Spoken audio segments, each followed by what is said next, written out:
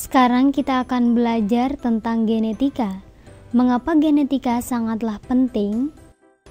Karena genetika adalah suatu cara, hal yang sangat mendasar untuk sifat manusia atau sifat organisme yang lainnya.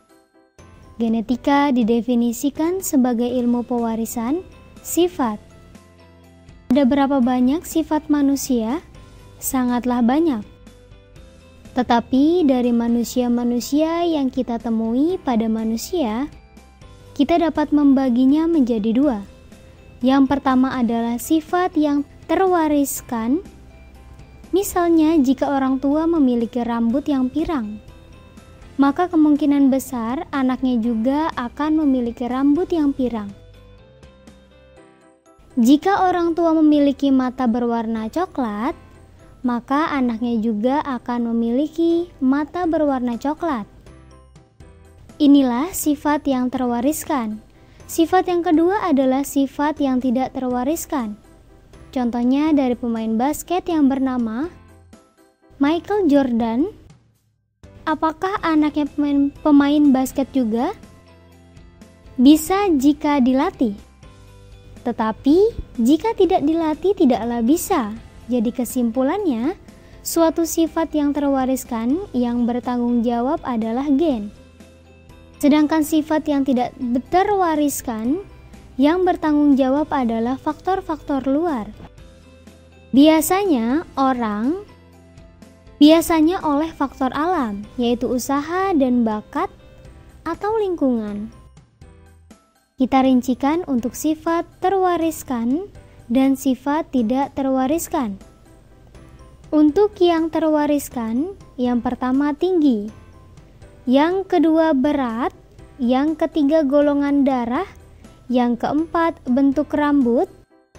Semua sifat-sifat fisik biasanya diwariskan melalui gen, sedangkan sifat yang tidak terwariskan bersifat kemampuan. Misalnya, bermain basket, yang kedua bernyanyi merdu dan bagus. Biasanya ini bersifat kemampuan karena ilmu genetika hanya membahas yang diwariskan oleh gen. Jadi cakupan yang akan kita bahas tentang bagian fisik saja. Pada zaman dahulu sifat terwariskan memiliki banyak dugaan. Misalnya ada dua bunga yang disilangkan satu dengan yang lainnya. Misalnya bunga satu berwarna kuning dan bunga dua berwarna biru.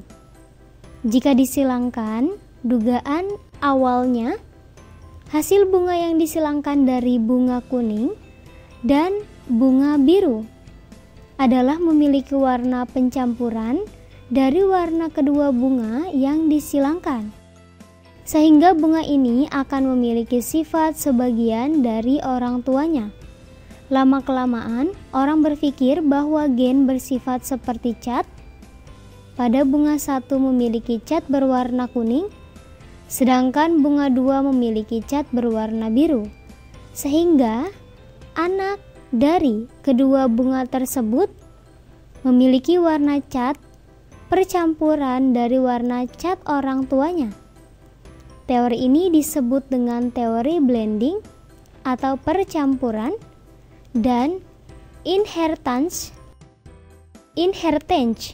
atau keturunan.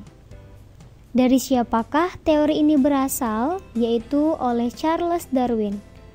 Jadi ketika Charles Darwin berkata tentang blending dan inheritance, yaitu dari cat warna kuning dan warna biru, akan menghasilkan cat berwarna kuning kebiru-biruan. Tetapi pada tahapan ini, Charles Darwin tidak dapat menjelaskan mengapa gen itu tidak seperti ini.